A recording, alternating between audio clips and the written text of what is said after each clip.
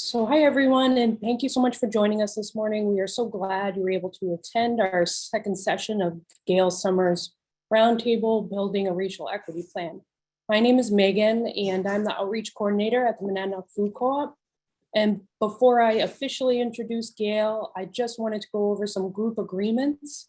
We ask that you be present and engaged, have grace with others in the group and ourselves, consider power dynamics, listen with respect, acknowledge our impact and recognize intent, sit with discomfort, respect confidentiality, examine the harm or danger of a single story, and notice patterns of participation.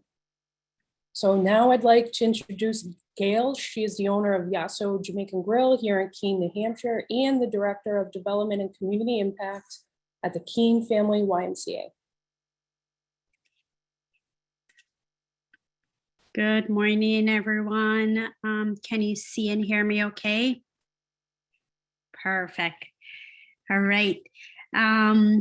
So let me just see who we have in chat here. Again, I encourage you to use the chat to share your name, organization, and what you're hoping to take away from today's session. Because we're expecting quite a few people to join, we won't have time for a roundtable. Thank you, Megan, for launching the introduction. I do want to extend a thank you to the Monadnock Co-op for really allowing this platform and opportunity for me to share an area that is very crucial to me, and not just from a lived experience, but from an opportunity to enrich our community. I'm hoping to share with you, and you can take away a learning opportunity. But of course, this wouldn't have been possible without partners like the Monadnock Co-op allowing something like this. So thank you, Megan, and please extend the thanks on my behalf. We have an hour and a half. We are going to do somewhat of a condensed presentation of something that could easily take a day full workshop. So there are some areas that I may go through a little bit quicker, a little bit faster, and I'm hoping to leave some space at the end for Q&A, so that if there's something that I need to go back to another a topic that I can dive into a little bit further, maybe time will allow for that. So a little bit more about me. I was born and raised in the Caribbean. I'm from Jamaica, so hence the accent. So please raise your hand, drop a note in chat if you go, what did she say again? Or what was that? I won't be offended at all.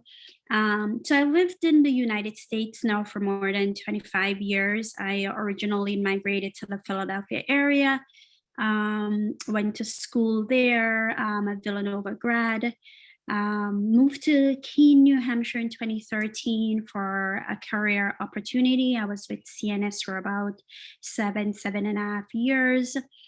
Somewhere the last 3 years, I launched Yasso Jamaican Grill. Really, I certainly love Jamaican food. It's such a part of my culture, and I really wanted to share that with the community here. What inspires me most is community and belonging. Coming to Keene, I really fell in love with that small town sense of a close-knit community. And even my venture into doing Yasso Jamaican Grill is really meant to really add some diversity and share my culture with the community. And those are the things that matter most to me: community and a sense of belonging. Okay. So as I said before, it's a topic that could easily take a full day's workshop, but it's based on a few assumptions here. And it's hoping that you come to the table with an understanding of what equity is, what racism is, what inequity looks like, what it means when we say racism has several layers. But I'm going to try my best to just go through some of those key concepts with you, just to set a groundwork. So again, I'm going to go through this really quick, but it will, I'll pause after going through some of this just to see if there are any questions. Let me just change my view around a little bit to get some things out the way. Awesome. All right, so when we speak of equity, the official definition, if you were to look this up, is the state, quality, or ideal of being just, impartial, and fair. Some things to just take away from that, and I want to call attention to, is equity is about fairness and justice. It just doesn't happen. It takes deliberate actions to remove policies, practices, attitudes, even cultural messages that create unfair or unjust outcomes. And our ultimate goal when working on doing equity work is to create a better, equitable community for everyone, especially those who are misrepresented or underrepresented.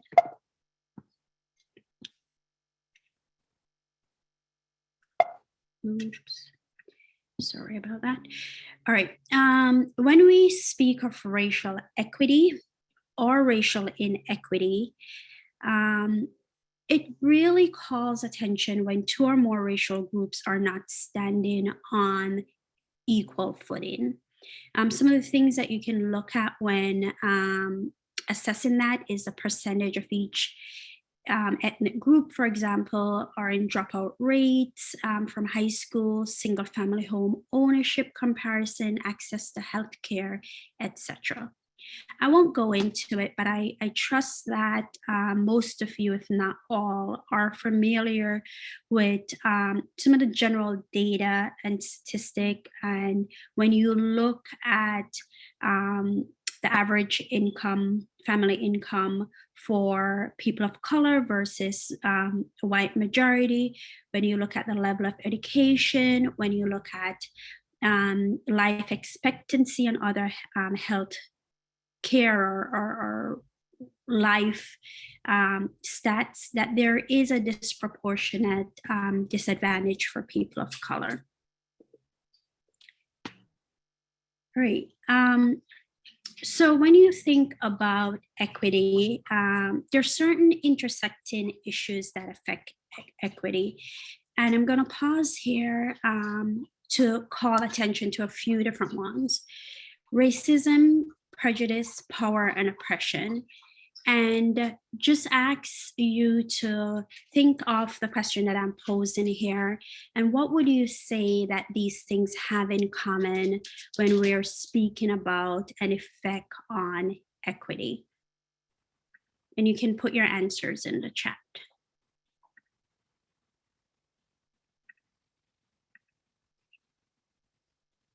And this will give me to just a sense of any key concept or questions that we want to go over. So if you have access to the chat, what does racism, prejudice, power, and oppression have in common?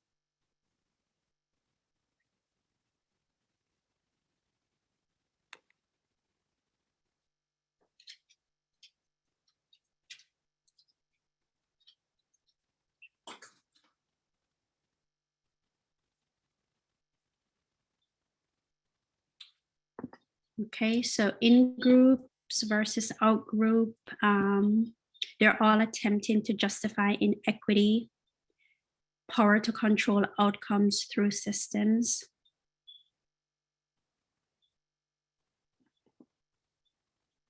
Okay, thank you.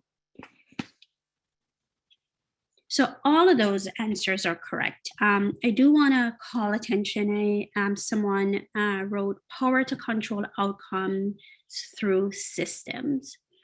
So when we talk about racism, racism has many levels. Racism can be personal, it can be interpersonal, it can be systematic, it can be institutionalized, all of which is based on an attitude, conscious or unconscious, that subordinates any group based on skin color or race.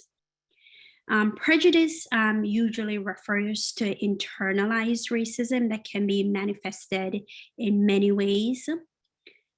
Power, as we know, is unequally distributed globally, especially in our US society. Some individuals or groups wield greater power than others, therefore allowing them greater access and control over resources.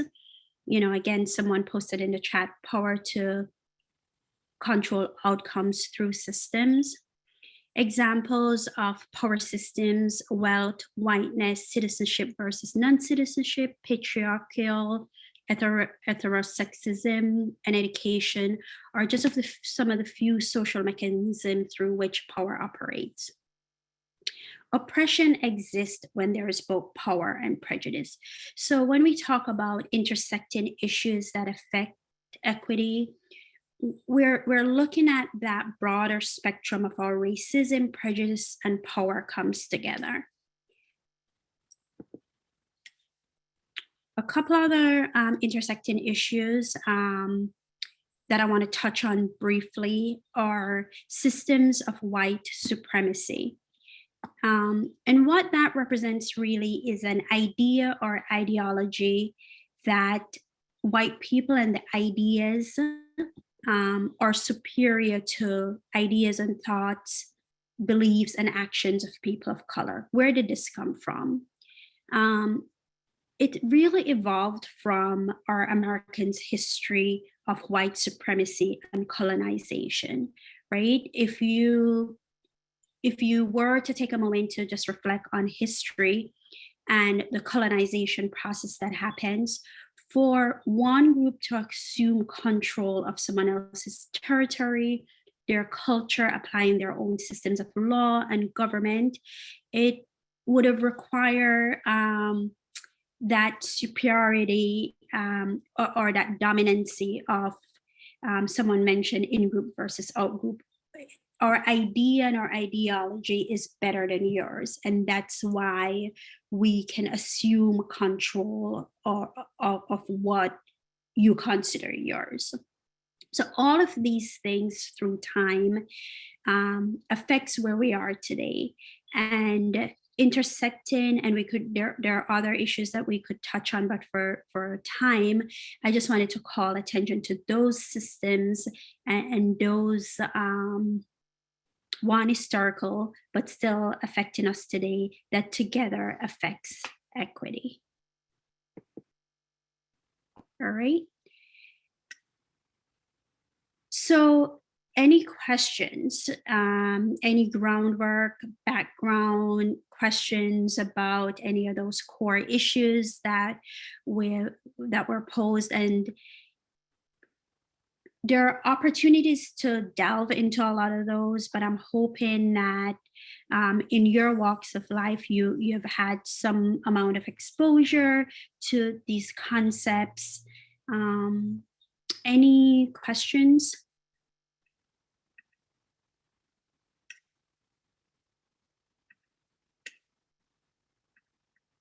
Great.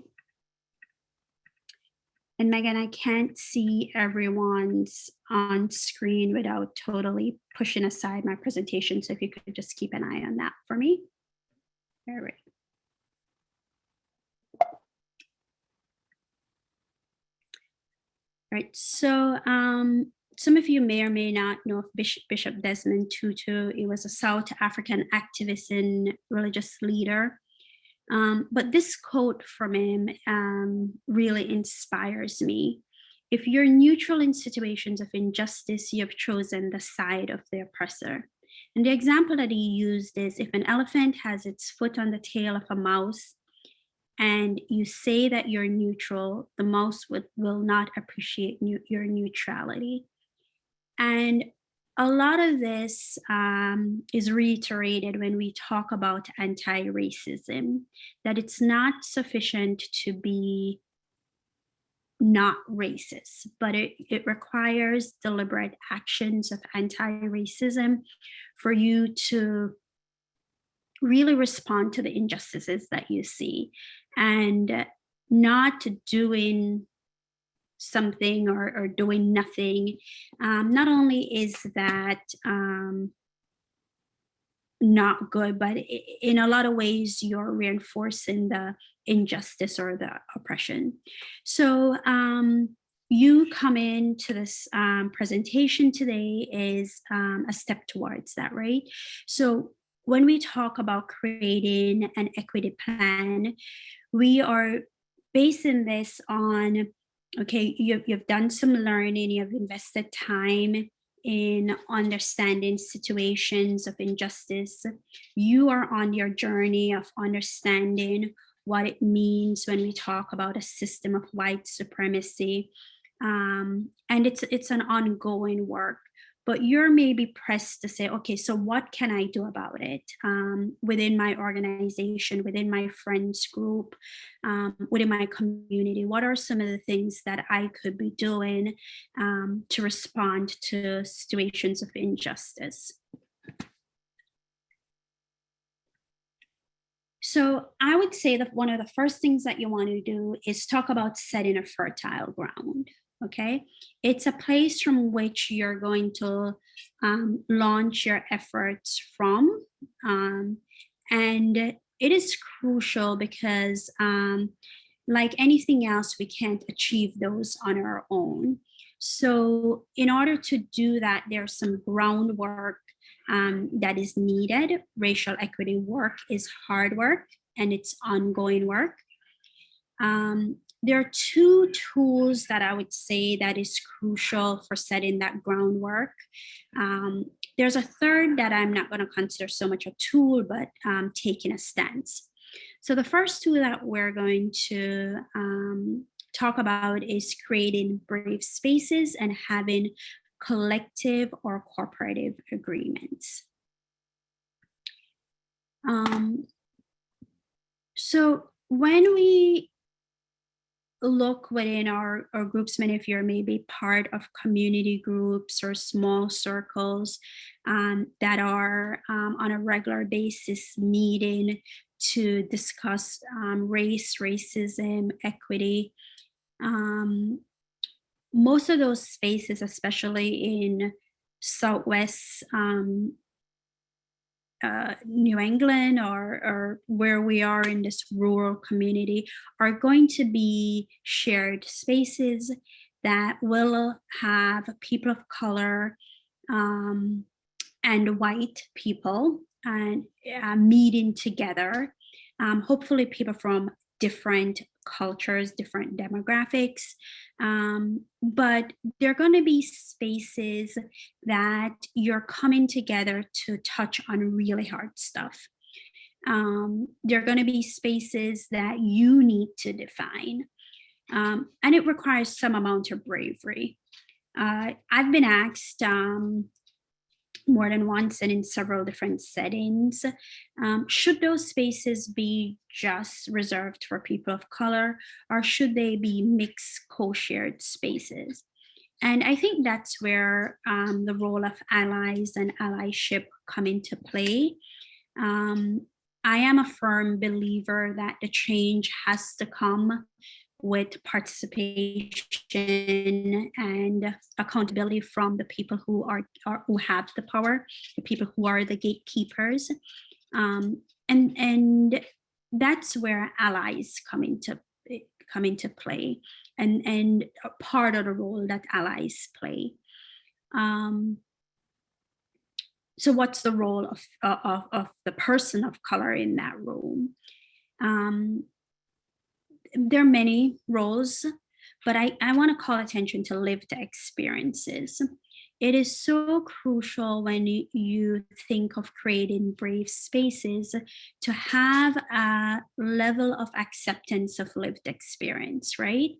So if I share with you that my experience most of the time walking into a store is unpleasant. I feel like I get followed, or if I share with you that in my history, um, my interchange with the police, or if I was ever stopped, has been X, all right? Or as a single mom, or as a mom, this is my experience. Or if I tell you that most times, even in situation where I'm part of a senior leadership team, I'm often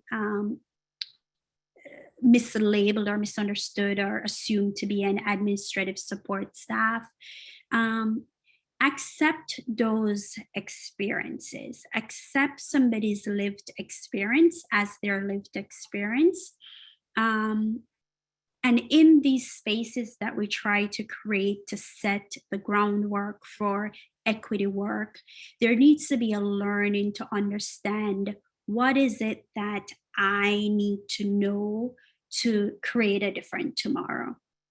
And I spend time on this because I feel like a lot of times in these spaces and groups, there tends to be attempt of justification or explaining away things about why you may have had that experience and I didn't have that experience. So it's crucial to learn to accept lived experiences as they're shared. Okay. um, Collective agreements. So I have included for you an example that I pulled up, and there are many such examples that exist. But another crucial part about setting a fertile ground is having um, collective agreements. So as you may have noticed, and if you're at the very beginning of the call, Megan went over certain key, agreements before launching our meeting here today. What it does, it sets ground rules for engagement. It allows participants to lean into discomfort because that is where you're going to learn from. Another crucial thing is making room for unrepresented or underrepresented voices. I spent some time at a hospital in the area as their diversity, equity, and inclusion director. And one of the things I was really impressed with, they had an affinity group that was for people of color. And in their bylaws, they set it up in such a way that there's always a percentage of people who identify as persons of color that has to be part of that committee. But even more impressive in meetings and committee gatherings, there is a deliberate effort to have that person of color speak first, or making sure that that person has brought up their point or had an opportunity to talk. And this goes beyond color too. I see it a lot in male-female dynamic or any historically misrepresented or underrepresented groups, right? So you're in a meeting, and a lot of this sometimes is cultural differences. You'll be amazed that people from different cultures around the globe interact differently. And I think it is so American for us sometimes, two people are speaking and you jump in and say, hey, I don't think so, or beg to disagree, or you can boldly speak up afterwards. Not everyone, one, considers that the norm, or two, feel comfortable doing so. So always making sure that there is room for the underrepresented voices. And this is where allies come into place. And this is where collective agreements come into place, right? So the example that I have here is one agreement that would look like we agree that there's a lot we may not agree on, right? But we do choose to agree on this, that we will grant you welcome, and thank you for the welcome that you grant me. I'll show up, be present, and be open to creating this experience together. And for me, that experience means a learning experience, right? And I will speak and listen with truth and love, agreeing or disagreeing with respect and kindness. So it allows for room for disagreement. We don't always have to agree, but it's how we disagree and being willing to disagree with respect and kindness. All right. The third thing that I'll touch on, and I'm going to wait for a little bit, is developing a stance or taking a stance and how a racial equity statement plays into that. But I just want to hear from the group here if anyone is meeting regularly or ever so often in a group that you would consider to be a brave space. And do you have some sort of collective agreement or some leading in rules or rules of engagement? And that can be anyone. If you want to just raise your hand if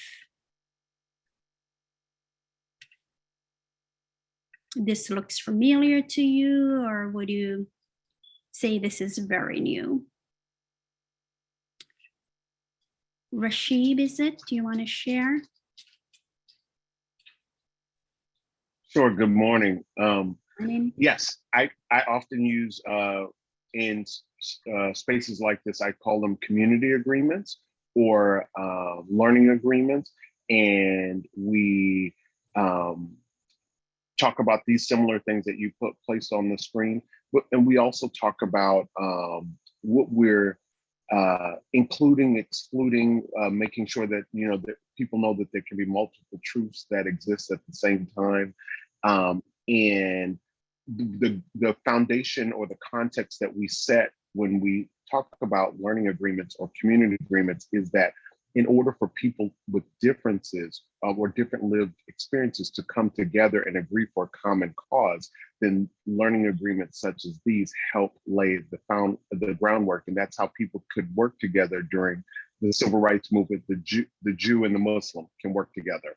The Christian and non-Christian can work together because they have agreements like this or like these. Mm-hmm. Thank you, Rashid. Absolutely. Anyone else? Does this look familiar? Are you using this in a similar setting? Okay, thank you. Yeah, it's so crucial to have this as part of your groundwork before getting into. Sorry, Megan, you have a hand raised? Mute. Thank you. We have one other participant, Taryn Fisher, who wanted to also share. I wasn't sure if you had time. Sure. Sorry, Taryn, I didn't see you. Just very quickly, I really appreciate this. So I'm teaching organizational diversity at Keene State. It was my first time last fall. It's a learning journey for me, and I absolutely intend to use something like this with my students this semester so that it's much more of a two-way conversation. I will show up, I will be present, I will be open. So thank you. Thank you, Taryn. And absolutely allowing for disagreement, right? So if you don't do these, as we all know, then you'll find that not much is resolved in the room and people walk away with either unresolved issues or things they didn't feel comfortable to talk about. I've been heading up the Keene Family Y Social Justice Committee for a little bit over a year, getting close to 2 years at this point. And we do have a collective agreement, and it has done wonders for the way that we interact. It allows us really to be vulnerable, and it is a co-shared allied space. So there are people of color, there are white people, and either side, we can come to that meeting and say, you know, I don't understand this, or today I'm feeling that, or you know, I recently did a training for a camp staff orientation, and you know, even what do you know, it ranges the spectrum. Examples like, do I say gay or do I say homosexual? You know, being allowed to come into a space with that vulnerability and be able to ask those questions. Or, you know, is it better I say a person of color? Do I say color? Do I say black? Do I say brown? These are real life questions that apply, that only in brave spaces with collective agreements, people can feel like they can come and ask these questions. So thank you for sharing, Taryn. And Alana, I see that you have shared in your chat. And notice that having a neutral moderator is a key to opening up conversation. Feeling heard but not judged. Thank you for sharing. So what I have seen, and it's almost every organization, every group has established a DEI statement. Diversity, equity, and inclusion. Some have are included in the B, so it's a diversity, equity, inclusion, and belonging statement. Just by show of hands, how many of you are with organizations that have, or you yourself as a business person or a leader have, or your organization has said have an established DEI statement? Can you just raise your hand for me if you do? Okay. How about a racial equity statement? Maybe not, right? So establishing a racial equity statement is a way to take a stance. It is the way to take a stance. As I said, most organizations have established DEI or DEIB statement, but not necessarily a racial equity statement. So part of taking on racial equity planning and action item is developing a strong stance or saying where you are with the matter of racial equity. So what I have here is just an example. The name of the organization or company is Versic Insurance. And as part of their value statement, I'll just read it for you. We're a values-driven company and are committed to reflecting those values in how we treat each other and work together. Theirs was established, by the way, in 2020. They've done a lot of work since then. So this next sentence I'll read is in the backdrop of the death of George Floyd, right? So recent tragedies, including the deaths of George Floyd, Breonna Taylor, Ahmaud Arbery, and others, demonstrate the racial injustice and inequality faced by Black Americans. These moments remind us of the need to call out racism and bias globally in all the communities and nations where we live and work. Barriers to individual achievement based on race, ethnicity, gender, sexual orientation, identity, and beliefs must be confronted and overcome. And if my screen will allow me to share this, I'll just show you really quickly. Okay, I just need to stop sharing and reshare again. Bear with me for a second.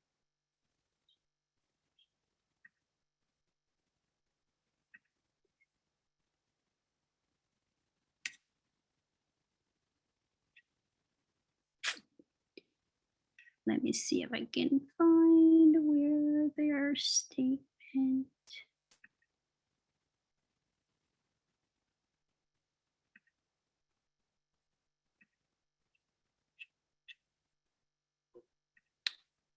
All right, it is not quite working. Just bear with me for a second.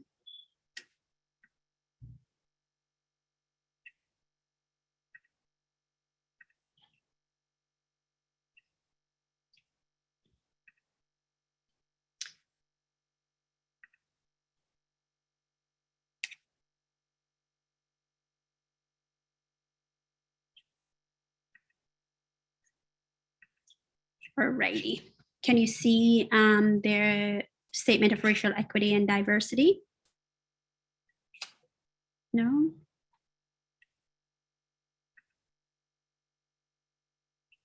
I'm gonna try one more time. If not, I'll have the link there for you and you can follow it, okay? Can you now see it? Okay.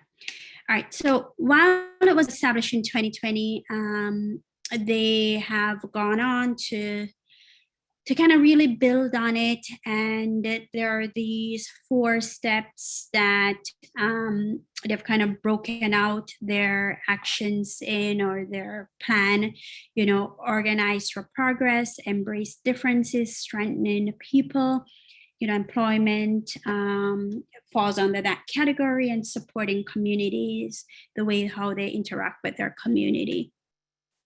And they've defined each category, and what you'll see is sort of like endorsement for all their leaders here. So this is an organization that not only has established a racial equity value statement, but has a very robust plan on how they're going to act to eliminate or minimize racial inequities. Right? So I'll go back to the presentation.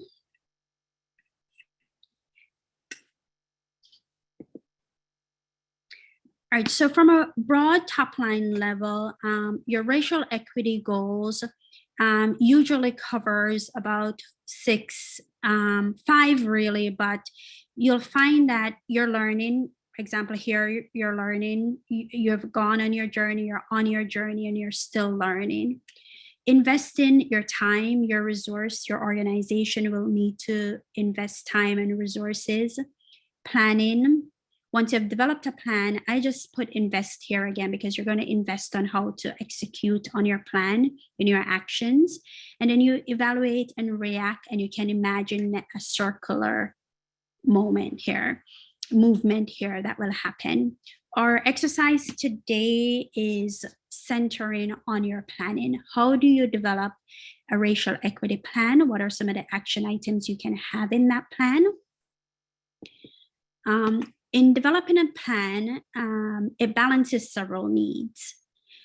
Most of those are really looking at 2 tenets: the needs that are necessary for your organization and the needs that are sufficient to achieve your goal. What do I mean by that? Several organizations and several backgrounds are represented here. Maybe you're in education, maybe you're in the supply distribution, maybe you're in nonprofit, maybe you're working with youth and youth development. Within your sphere of interest, work, your circle, you're going to look at what racial equity means for you. In what ways do you think that your organization can better serve the other underrepresented population? How can you make your organization more diverse and more inclusive? And then you're going to as you develop that plan, look at what's necessary and establish to what extent can I fill this gap and what would be sufficient for you to fill that gap. It does include your best understanding or your group's best understanding of all the steps to achieve its vision. And it allows for considerable flexibility, right? You're going to base on your understanding on experience. And if you don't have that experience at your table, invite that experience. Pay for a consultant. Go out and ask, right? You may be part of a committee that's not within your organization that can give you some perspective. But allow considerable flexibility for innovation, trial and error. And the reason why I'm emphasizing this is oftentimes we don't act because we think we have to get it right. Equity work is hard work. It takes time. You have to be flexible. You have to be innovative. So allow yourself that room to understand that this is my understanding of what I can do. I'm going to go out, get the data that's available to me. I'm going to ask for help. I'm going to get lived experiences. I'm going to do my research, but there will be some trial and error. Pick a common issue. There is racial inequity in all aspects of life. Immigration, I'm an immigrant myself, and I am always, should I be used to it? Maybe, maybe not, but I'm always amazed at the immigration laws and opportunities that are unequal, that exist for persons of color and versus others, right? Or the other way around, the immigration opportunities that don't exist for people of color, right? But for you, you may not consider immigration an area that you want to work on. I might. I'm an immigrant. I'm familiar with the process. My family, friends, I've been through some of these processes. Hate crimes. If you're interest is social justice, community organizing, environmental justice, housing, teen development, finance, supply issues, food insecurity issues. So pick a common issue that is an issue, but is also maybe dear to you or close to you, so that when you develop your plan, you're coming from a place of knowledge or some experience. Right? How do you begin to be deliberate about building equity in your circles? So there are two approaches, and some of you might be familiar with the global diversity, equity, inclusion, and belonging approach. That's from GDEIB. This is one approach, and there are several approaches out there. I'm going to go over two approaches with you. So as you'll see, this is broken out into 5 sort of intertwined circles. At a minimum, you need to be in compliance, right? So most of you, if you're in very mature organizations, you are maybe already in compliance. But will need constant or some sort of ongoing revision as legislations and requirements changes. I would say on not a spectrum is advocating for social justice. So you're focusing on fairness and equity within your community, locally and globally. Building competency. So this focuses more on individual competency, understanding the history behind inequity and equity and racism, understanding cultural competency, and it's more focused on the individual, and all individual leaders should hopefully engage in some amount of this. honoring dignity, which is so dear to me, because this really focus, whether it's religious or secular or spiritual, but it focuses really just on the humanity of equity, right? That it's only human to want people to be able to live their fullest potential and live their life to the fullest potential. Developing the organization, I think this is where most efforts are, because the organization maybe is already in compliance, but you want to improve your organizational performance. It's re-looking at historical policies and practices and things that have always been done a specific way, a certain way, maybe just because.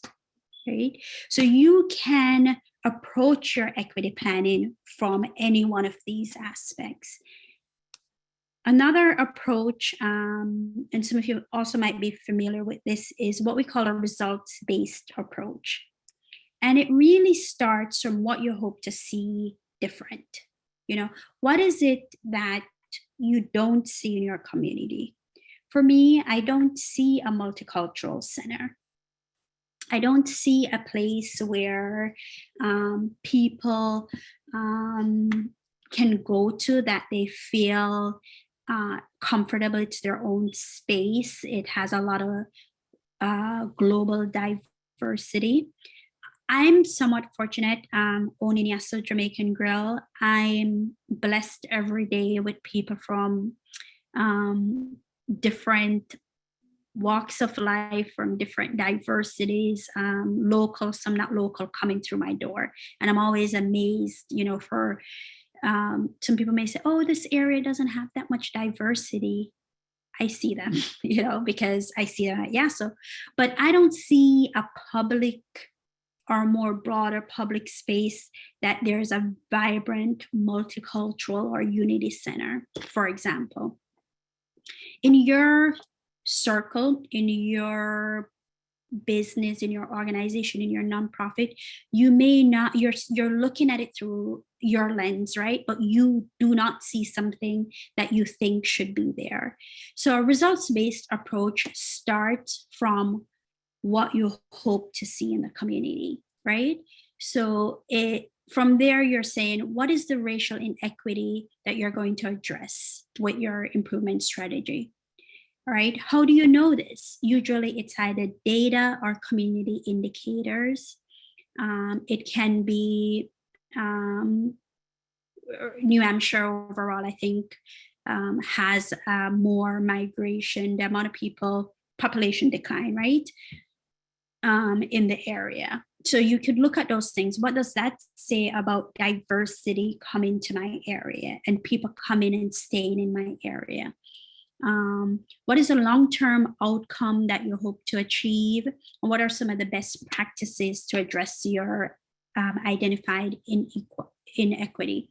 So 2 approaches. You can take it from, as I said, the GDEIB as one approach that they'll take, results-based approach as a different approach. And there are other examples that you can use, but I like these 2. Alrighty. So using any one of these approach, I thought I would use an area that most of us can relate to. And that is the area of creating an inclusive workforce, right? And what I've done here is to use a template to create a racial equity action plan.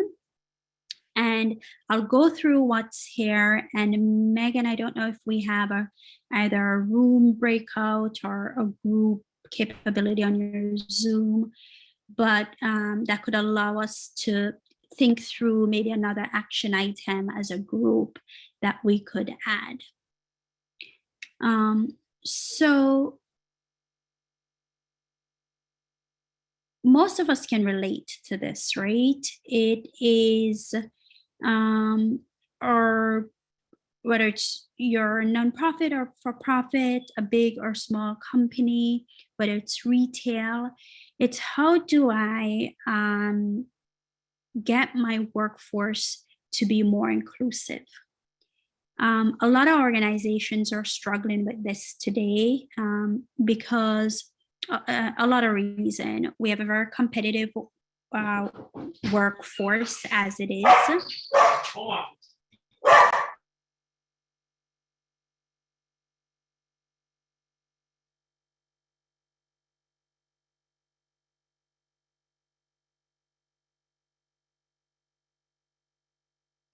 My apologies, had a dog barking moment. We have a very competitive workforce. We have had a lot of people that have left the workforce. And here in New Hampshire, we also struggle to recruit, hire, and retain a diverse workforce, right? Some of the larger companies are struggling more than others. So in this action plan, I've laid it out in a way that we are identifying a category. We're developing action items. I filled this out so you see the extent to what you can put in here to make it very realistic. You want to have a timeline. You want to have a status, whether that action has started, not yet started, in progress. Who's your lead? Who's the lead in that activity? And if you recall a few slides ago, we talked about investment. So what resources are being committed? And by resources, it can be dollars that need to be spent, and who else in the organization that you're committing to help with these action items.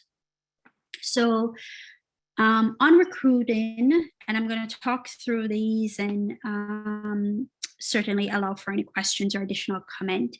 So one action item on recruitment can be reviewing job description for inclusive language, example a strong DEI statement, or encouragement for people of color to apply. I'll use the Y as an example. Through their DEI efforts, maybe a year or so ago, they looked at their job description and realized that it really didn't include a strong enough DEI statement encouraging, right? Certainly there's the EEO, equal opportunity language on it.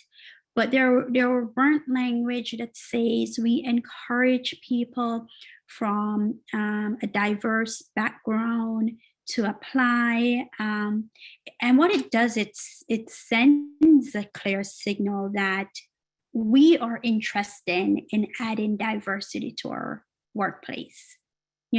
So you maybe want to dust off your job descriptions and update your job description to encourage that. I think more in higher education and foundation in some of the nonprofit world, you're seeing more and more where they're encouraging a person of color to apply for a position. All right. An indicator is your job descriptions display consistent and inclusive language. So that's what it will look like when you're done your work. All right. Also in recruitment, reviewing your job applications for discouraging words, right? Criminal background, salary history. Interestingly, salary histories can oftentimes be discouraging because for someone who has had a life of jobs that didn't pay that much, and to display that when you're applying for a leap, so to speak, or a growth opportunity, there's some sort of fear that I don't want to put that on paper. They're going to think I'm not worthy enough. So how important is that to the job that you're recruiting for? And what is the intent of you having that on there, right? And you certainly, if you're going to extend the job to the person, there's a salary range and there will be a salary discussion later on. But what is that purpose of putting that on an upfront application? All right. Another one that I'll touch on is reviewing your holiday and vacation policies for equitable work-life integration. So we know Juneteenth is now a federally recognized holiday. Just like July 4th, just like Memorial Day, and a lot of the other days that are traditionally like the big 4, big 6, that almost all companies will close, whether it's a private, public, or other. But a lot of companies still have not made Juneteenth part of their recognized holiday that they give to their staff. So of course, if you're the bank, it is a holiday. But what if you are Tom's distributing company, or what if you are the youth development center? There are ways that you can do this. It's one, making sure that your policy has flex days, so that if Juneteenth is important to me, I can use that as one of my flexible holidays.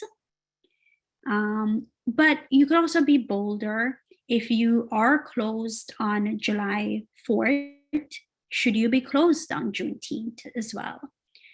So part of the work that I'm really proud of, and it wasn't a solo work, but it's working with the affinity group at the hospital, is that they did make Juneteenth one of their recognized public holidays, that it's a day off for their staff, right?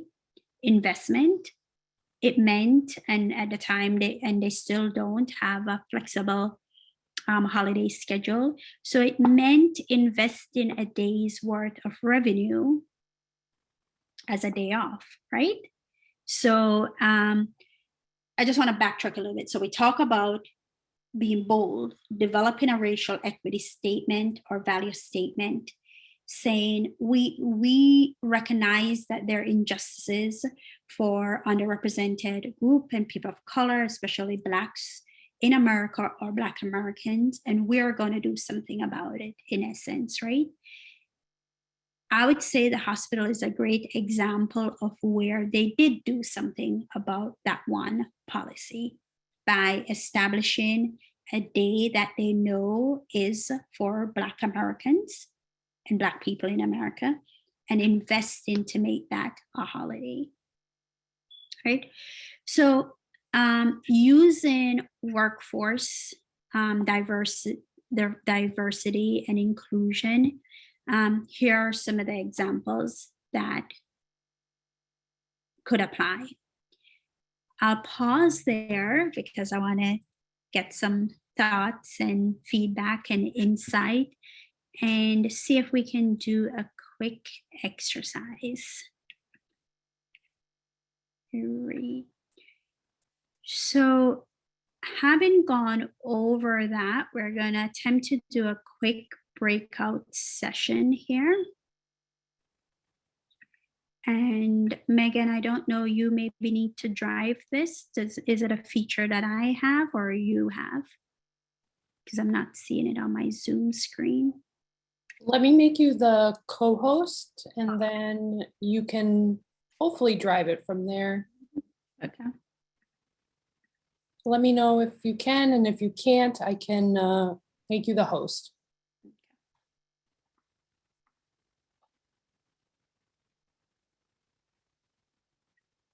Tell me when you've done that. I don't know that I've seen a difference on my screen. All right, let me make you the host then. Okay. But I think I see it now. All right. Okay, so we're gonna do 2 breakout rooms. I'm hoping that it's give us a good 5 to 6 participants per room. And we're going to do this exercise for 5 minutes. And what I'm asking you to do is, based on the overall racial equity goal of diversifying the workforce and creating an inclusive workplace, right? If you can together think of something that you think might be missing, whether it's in your organization or from what I've posted here, if that kind of spurred any inspiration, what's one other action item that you think would be worthwhile to add that could be contributed here? So we're going to do 2 breakout rooms. There should be about 5 to 6 participants per room. And we'll come back together after 5 minutes, and we'll kind of hear something that you came up with. All right. I'll post the prompt in the chat so that you have that to refer to. Thanks.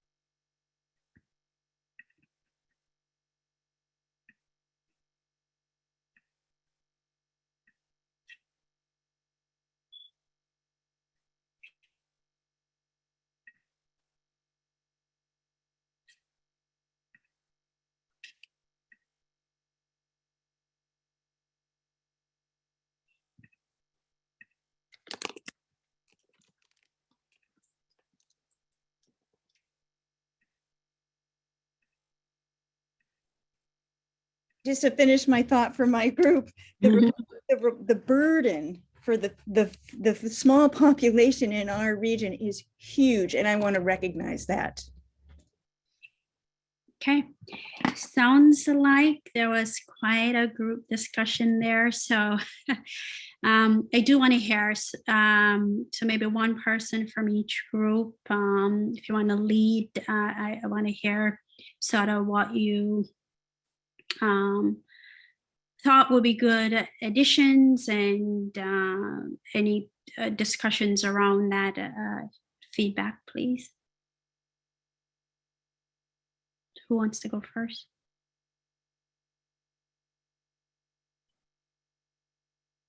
Hop in. So our group discussed, I would say, like two things mainly. One was on the workforce side, training and the element of training, and how some folks are just starting at really need foundational, sort of even Gail, like what you shared in the beginning, like what is prejudice, what is equity, what is unconscious bias, and how folks from any background can really benefit from an unconscious bias training or whatever. But one of the things we're working with in our workplace is how do we make that something that people get excited about, so it doesn't just feel like a checkbox and it's not mandated, so it doesn't have some negative feelings around it. And then we kind of got into a conversation about Juneteenth and how we agree that it should all be a day we get off because it's an important holiday to recognize. So sort of where our conversation led. If anybody else has more to add, maybe jump in. But Thank you, Alana. Right. And from the other group? I'm the chatty Cathy. Great group. So Taryn, Aurora, and Megan was in our group. And what we were able to talk about, we talked about, I'm gonna use the term marketing, but external images as far as like a website or whatnot. But then we also went deeper with that to talk about how that could be performative, right? And how that could do more harm than good. But then we also talked about being transparent with where you are in the process, right? If you're going to put that on the website or something saying we're not where we want to be, but we're working towards that. And a way to work towards that may be through partnerships with organizations that will help you build your pipeline. And then one thing Aurora brought out was living in Florida, like inclusive language could be illegal in Florida around anti-woke laws, right? And so just to be present to that. So I thought that was really great. I threw something in there as well, in addition to the marketing or the partnerships, was the retention piece, where it could be also mentorship programs, right? That support, that's what I didn't see on the action plan that could be added. So that was our group. Thank you. Thank you so much for adding.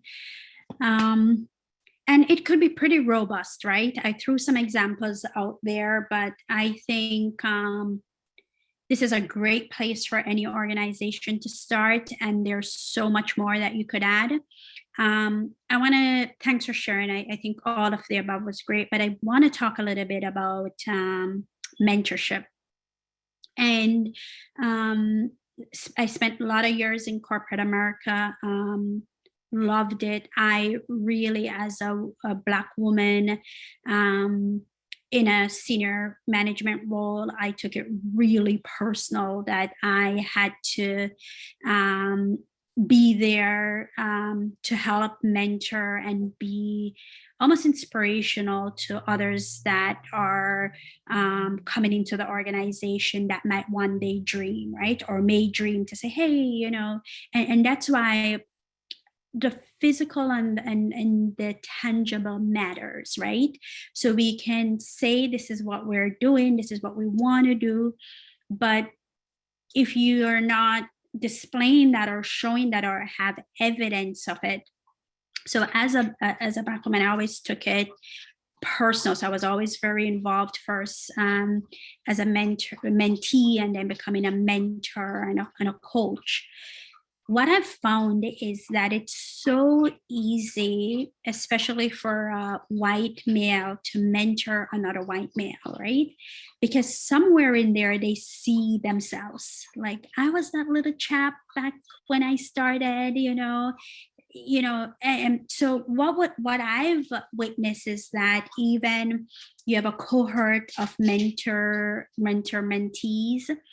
the young white male mentee then tend to kind of rocket ship beyond the female mentee, certainly beyond the person of color or just culturally different mentee, right?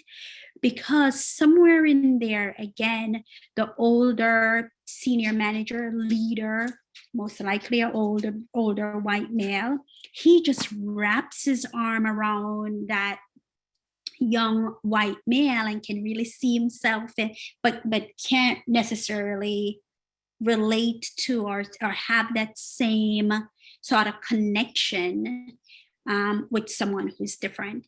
So I think Alana brought it up. That's where that also training comes in. And it never hurts to have a basic foundational training, right? Any and every organization should have it as part of their onboarding package. And yeah, there are going to be people that are going to be like, this is basic. Why am I? And there are others that, and I see you shaking your head, Nancy, I'm going to come over to you next, that really needs that, because you really need to create sort of like a baseline. You need to build up that foundation. And especially for people who have been running organizations and leading, they definitely have some unconscious biases and some unconscious prejudices that they may not even be aware of. And even just that simple fact, I'm maybe going to get in trouble for saying this. One of my closest blood relative identifies proudly as gay, and I love him, love him. That's my heartbeat. Of course, there's intersectionality because he's a Black person. But what I'm going to say is most white people, especially if you're more of a liberal thinker, you have had a son, a daughter, a sister, a brother, or uncle who identifies as gay. So you can again now makes that connection. Like I love this person. He's different. He struggles with oppression and prejudice, but I'm going to advocate for him because he's. Most white people do not have a Black cousin, a Black sister, a Black brother, uncle. You may have a friend, but you may not have that same sort of like, I understand where you're coming from. I get it. I get you.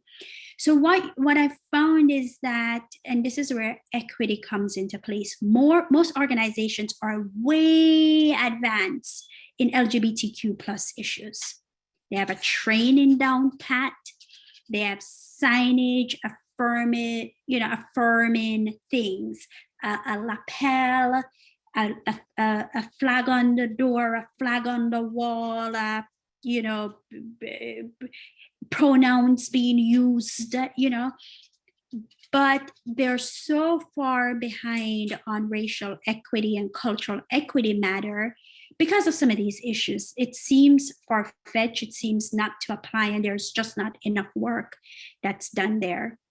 So I just took that moment, I wanted to share with you when it comes on to that missing connection, that I see you in me, it's not there, right? And there's a lot of work that needs to be done. And I'm sorry, Nancy, you have your hand raised, your turn. That's fine. I was just when you were speaking, I wanted to say that in response to Alana, you're saying that, I think you said it was CNS, the company you're with, that you're not mandating the meetings because you don't, or the trainings because you don't want people to be put off or resentful or whatever. but I was feeling a reaction of, I think these things should be mandated. And when you were speaking, Gail, I was feeling like, yeah, it's the people. I think everybody needs to be trained and get that basic training, like you said, like a baseline, and that it's probably the people who don't want to go who really need it. So I feel like I don't know that I don't know what to do about the part where it might make people angry or feel resentful, but I feel like maybe there's a way to handle that or deal with that. But it does seem to me like it should just be foundational, like onboarding includes that in some way, or maybe not even just onboarding, some kind of repeating Yep. training. Yep. And I see Aurora has her hand up, but I absolutely agreeing with you. Most organization has a safety training when you join, right? Slip and fall and all of those things. This is really along those lines of safety. And I think if an organization wants to do it, they do it. That's really what it comes down to. And of course, it takes the leadership to understand the criticality of it or the cruciality of it. But me as a person of color going into a majority white organization, I would feel way safer, right? Way safer.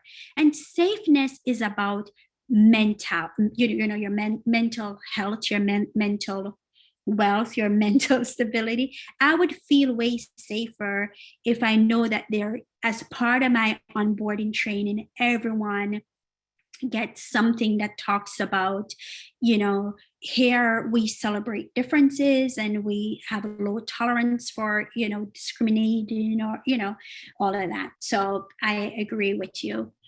Aurora, go ahead. I was going to say it's wonderful to, I guess, take for granted in some areas and states that HR has advanced in terms of sexual orientation and gender identity, but also in Florida, we have the so-called anti-gay law. And while it's targeting younger education, it's sending a chilling message in that area as well. And in regards to your comment, that was I think really telling about mentorship. I think workplace culture is important towards mentorship too. I've been a litigant and worked at large law firms representing private clients, and the types of activities, golfing, and going out to bars. And I always remember this as a young attorney. I was put on a golfing team, and I'm like, I haven't played golf. They were horrified. And it just to tell you that already there by not, and that's going also into socioeconomic, I can go on and on about the different statuses, but just the events were already segregating in terms of opportunities on so many different levels that didn't even allow for mentorship. And so that culture and who you have in place within the company to talk about even that can create opportunities for mentorship or take them away. I agree. And making those the only mentoring opportunities, right? But you're spot on. I even, and that's why I said, again, that basic groundwork training. I was so fortunate. I mentioned earlier, I went to a camp to do a staff orientation, and they gave me a lot of leeway to just talk about Black and brown issues, right? And we talked about those things. And this is a camp setting. You have young children come into a camp, and we were able to even talk about hair. We really touched on Black people in hair. And if that little Black girl doesn't want to go swimming, don't let her go swimming, for God's sake, right? But these are things that people maybe never talk about, and how fearful or anxious or nervous that girls are. Like, they're gonna, I don't want to pack my whole hair care routine to camp, and I don't want to get it wet, right? And that's just an example, but culture, right? And the way even what you call, so, I use the term in my presentation, a white dominant culture. And I was always amazed in the office how they will use certain series or comedy or show jokes that I never get, right? Jetsons or something like that. And it's like a ha, ha, ha, ha. A part of it is I grew up in Jamaica. I spent most of my young age just being outdoors. Like, I don't get it. You know, I didn't get the joke. So it's just a way how we take it for granted that your way is the norm, right? So thank you for sharing that. Rashid, again, I'm always fascinated how much work is put into LGBTQ plus awareness, and yeah, gay people were not kidnapped, tortured, raped, experimental, terrorized. Yeah, so there is a foundational issue of race we're not addressing, and we continue to not address it. So I'm so grateful for all of you who attended today that are serious about addressing these issues in your space. Alana, I like proposing this from a safety angle. We also discussed mental health resources need. Quite a great idea. I think it's Monadnock Family Services. When you get a chance, check out their DEI initiatives here in town. But they have acknowledged or working on that to say, you know, people who have, even in their everyday walks of life, lived experience, dealt with racism and issues of race repeatedly, it does affect mental health, you know, and they've taken a bold stance with that. And I believe they're maybe hiring a DEI director, I've heard. But yeah, I would feel way safer walking into an organization that takes these matters seriously. All right, so we have 1 minute to go. I warned you that we could really do this for a longer period. I want to thank you for joining. I'm gonna share in the chat a local crowd fund that's running that through my platform. I'm hoping to do more of this across the community. So if you know of someone or an organization that's looking for help in this particular arena and don't know where to go, where to turn, I'm hoping that you'll refer me to them. It's more than a consultant. I really want this community to be better and stronger. So I've shared the crowd fund that local crowd fund is funding. Take a look at it. No pressure, please. Donate if you can, or share with your organization or your groups.